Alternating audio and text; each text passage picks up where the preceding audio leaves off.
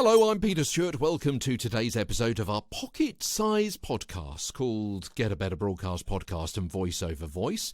I've hosted thousands of radio and TV shows, and this is where I give you some of the benefit, if you so desire, of my experience, 30 years in front and behind the mic in radio and voiceover studios, TV studios as well.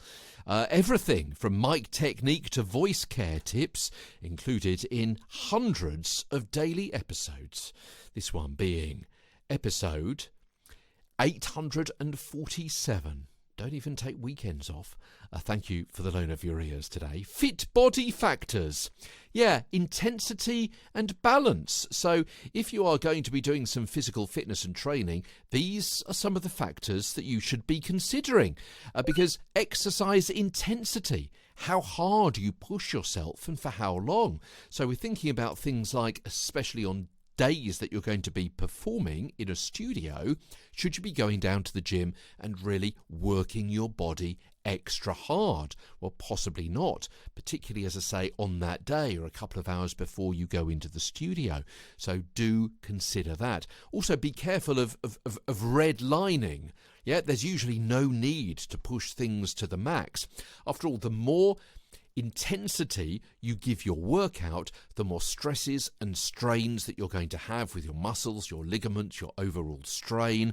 We're also going to be talking about subglottal pressure as well in a few days' time. All of that is going to affect how you hold yourself and how you use your voice when you get in front of the microphone. And also, muscular damage or failure can be painful and long-term, affecting you emotionally as well as physically. So those are some of the factors that you should be considering about exercise intensity. But as well as exercise intensity, there's also exercise balance as well. The exercise selection, what you do down at the gym or in the garage or in the garden or in your back bedroom. So don't overwork one particular group. So in other words, balance pulling exercises with things like running and swimming. So you have a variety of exercises.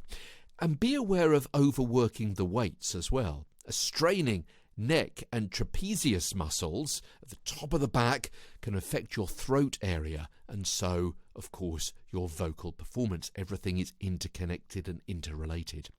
A rigid rectus abdominus, the six-pack to you and me, is suboptimal for breathing. Yeah, if you've got a six-pack, it may mean that that whole area of your chest, your torso, your abdomen is actually quite tight.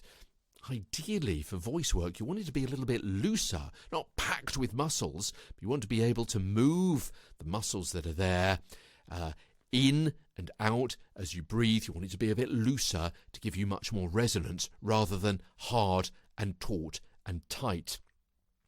Cardio work is really important for voice work. So you need to be choosing LISS work over HIIT work. So in other words, LISS or low intensity steady state work. So consistent effort at a steady pace for a certain amount of time, as opposed to HIIT work, HIIT. That's high intensity interval training. That's the short bursts with high effort followed by lower effort rest intervals. So low intensity is better than high intensity. Tomorrow, help! The gym has wrecked my voice. Top tips on that as we continue tomorrow on Get a Better Broadcast Podcast and Voice Over Voice. From London, I'm Peter Stewart.